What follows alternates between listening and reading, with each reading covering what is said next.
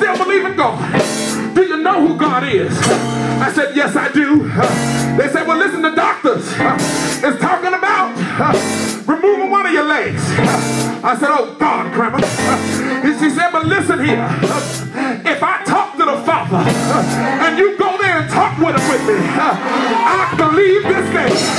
You can walk out of this hospital with both your legs, but you got to make God a promise. She said, I said, what you talking about? She said, you know that old song that we used to sing? I made a vow to the Lord and I won't take it back. I need you to make a vow. I said, Grandma, what I need to say? Because see, I wanted my legs, y'all. I wanted to be able to walk.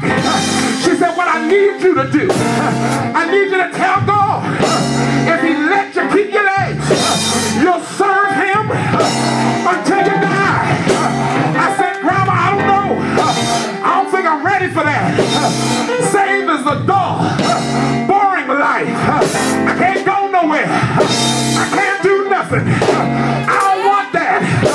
Y'all talking about speaking in tongues. I don't want that.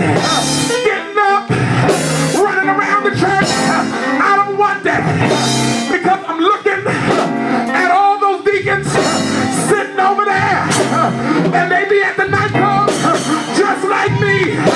If that's the case, if that's church, then I'm all right. I'll make it in.